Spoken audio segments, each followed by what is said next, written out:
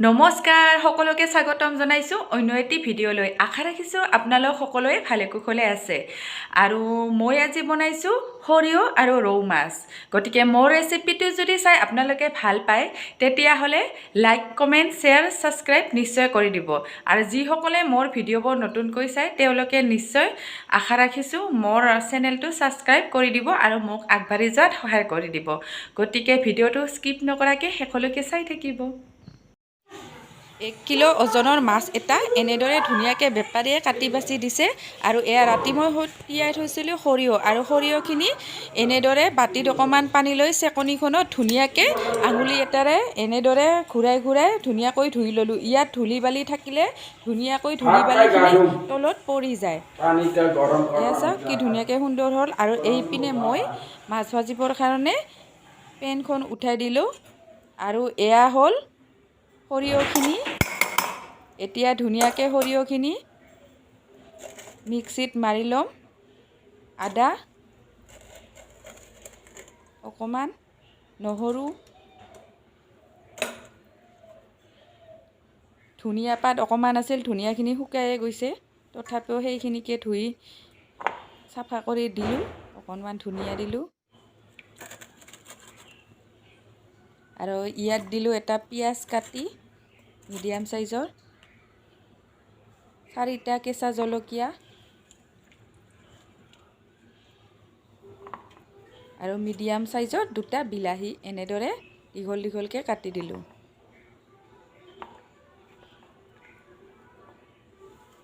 এতিয়া ইয়াত ঢাকনিখন দি ধুনীয়াকৈ মিক্সিত এতিয়া মাৰি ল'ম।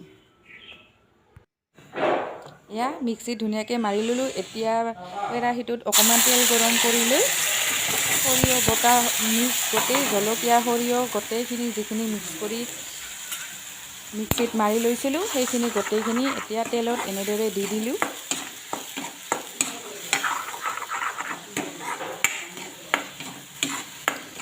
এতিয়া ধুনীয়াকৈ এইখিনি অকণমান লৰচৰ কৰি মানে পানীখিনি শুহিবলৈ দিম। এয়া সোৱাদ অনুযায়ী নিমখ দিলোঁ অকণমান,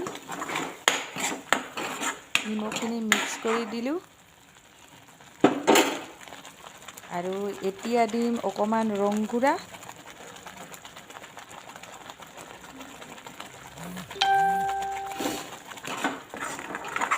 ৰং গুড়া অকণমান দি দিলোঁ। আৰু এতিয়া এইখিনি ভাজি ভাজি পানীখিনি সম্পূৰ্ণ শুকাই ল'ম। শুকাই লোৱাৰ পিছত পানীখিনি যেতিয়া শুহি যাব তেতিয়া ইয়াত আকৌ পানী দিব লাগিব।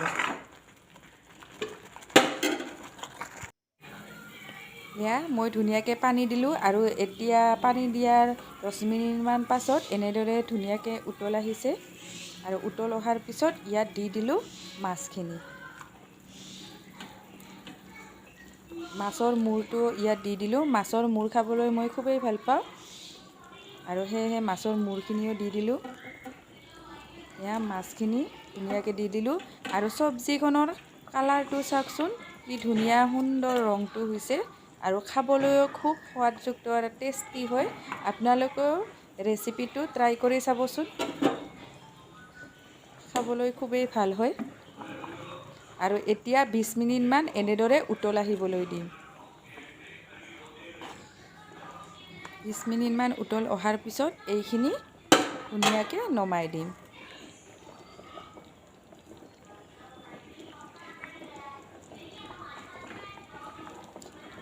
আৰু এয়া 1 পিচ আৰু দি দিলোঁ মাছ। কালাৰটো দেখি পালোঁ ভাল লাগিছেনে আপোনালোকৰ? দেখিয়ে খাওঁ খাওঁ লাগিছেনে? কি ধুনীয়া সুন্দৰ হৈছে। আৰু এয়া আজি মোৰ ভাতৰ থালিখন। এয়া হ'ল সৰিয়হ আৰু ৰৌ মাছ, দালি, ৰঙালাওৰ ভাজি আৰু এয়া হ'ল মাছৰ পেটু ভাজি। ভিডিঅ'টো শেষলৈকে চোৱাৰ বাবে ধন্যবাদ।